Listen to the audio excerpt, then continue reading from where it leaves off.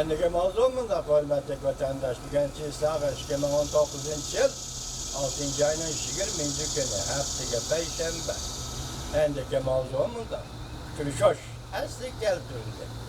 Masalan, Jungo'da Amerika suhbatlashayotgan ikki tarafning kurashishi asliga keltirildi. Leytjer bunday ko'rsatdi. Yuxu bilan telefonda so'zlashaman. Deydi mavzuda xabar 6 ayning 20 kuni Amerika ovozining Xitoy programmasi e'lon qilindi. Xabar bunday boshlandi. Washington, Amerika Qo'shma Shtatlari sudi vakili Leytjer haftaning 3 kuni chorshanba bunday ko'rsatdi. Men o'sha hafta boshlamchi bo'lib Jungo bilan savdo suhbati o'tkazaman. Jungoning ma'mur vaziri Liu bilan telefonda so'zlashaman. İki davlat rahbarlarining 20 davlat yig'inida uchrashishga tayyorlik qilamiz. Lekin Amerikaning bu nafar yuqoridagi savdo suhbat vakili bunday ko'rsatdi. İki taraf qatmanliq tushib qolgan savdo suhbati qachon boshlaydi? Aniq emas. Buningdek keyingi bir kunga kasbdoshim bilan telefonda so'zlashishni o'rinlashtirdim. İki devlet rahbarlari uchrashishdan burun Moliya ministri Monichinning uning bilan ko'rishishini umid qilaman. Shu jumla mujmal bo'lib qoldi. Monichin qayerda kim bilan ko'rishish kerak? Xi Jinping bilanmi? Bu noto'g'ri bo'ldi. Unda kim bilan ko'rishdi? Men bilmay qoldim. Kechiringlar. Leytjer Avam palatasida hamjot ajratlash komitetida guvohlikdan o'tganda yo'q bir qadar gap qildi. Leytjer bunday ko'rsatdi. Navbatda suhbat to'xtab qoldi. Lekin buzilib ketmadi. Amerika Jungo yangi kelishim imzolash suhbati 5-oyda to'xtab qolgan edi.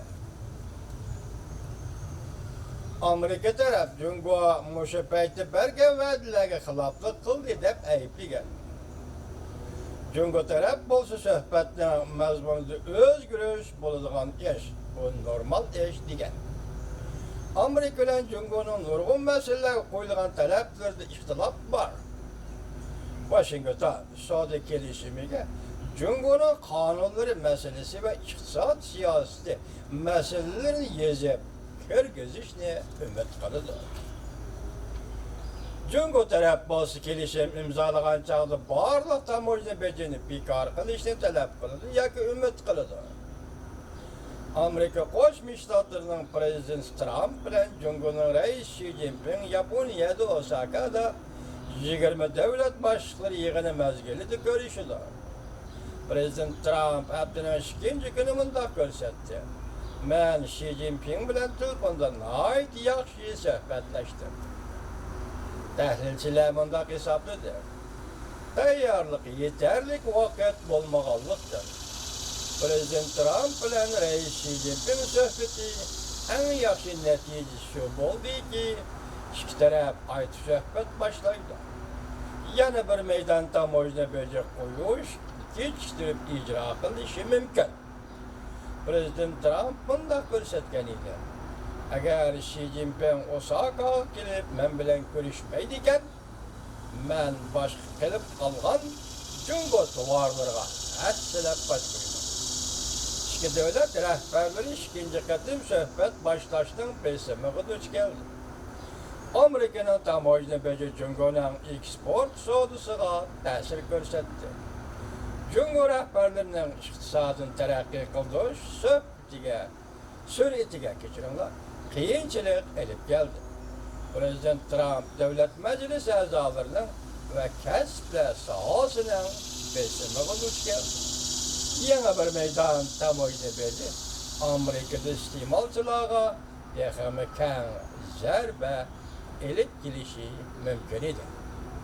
Demak, bunda bo'lganda savdo urushi o'zaro ikki davlatning iqtisodiga ta'sir ko'rsatadi degan gap qo'yadi chiqyapti. Hurmatli vatandoshlar.